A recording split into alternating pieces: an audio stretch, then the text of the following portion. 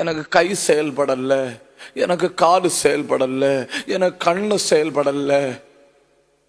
சாத்தான் என்ன சொல்லுவான் தெரியுமா? நீ உபயோகமே கிடையாது, நீ உபயோகமே கிடையாது,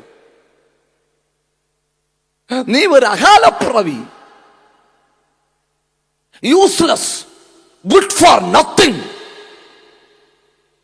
கர்த்தர் சொன்னாரியா? அப்படி கிடையாது. சரீரத்தில் விழுந்திருக்கிற ஊனம் என்பது ஒரு செலந்தி வலை.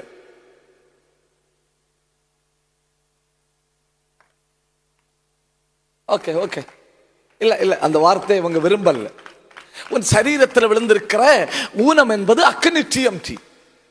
ஓகேவா? உன் சரீரத்தில் விழுந்திருக்கிற பலவீனம் என்பது ஒரு செலந்தி வலை.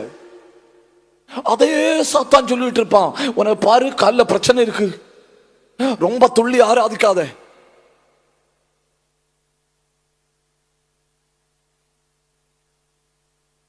உனக்கு கையில பிரச்சனை இருக்கு, ரொம்ப கை தட்டாத,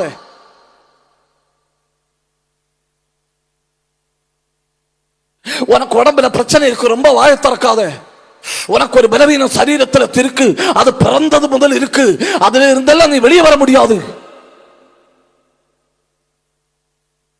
நம்மளும் அவ்வளவு கீழ்ப்படிதல். சாத்தான் கை தட்டாதேன்னு சொன்ன உடனே திருச்சபையோரே கவி பாடி பாடி, திருச்சபையோரே கவி பாடின்னு சொல்லும்போது இப்படியா தட்டணும்? எலாஸ்டிக் மாதிரி தட்டண்டா. நீ சும்மா ஜிம்முக்கு போ தேவையில்லை, நீ நல்லா நடுக்கு நடுக்கு ரெண்டு கை தட்டினாலே போதும் ஒற்ற பாட்டுக்கு. ரைட்?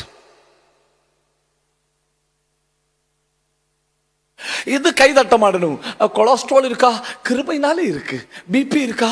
கிருபைனாலே இருக்கு. சுகர் கிருபைனாலே இருக்கு. கை தட்டின பிள்ளை நினைச்ச இதெல்லாம் காணும்.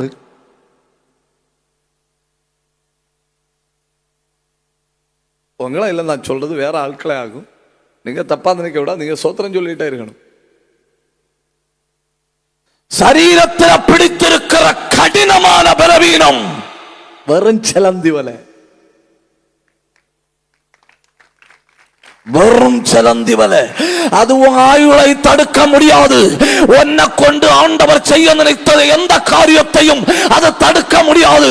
ஏன்னா அது spider web brother, that can be just burned.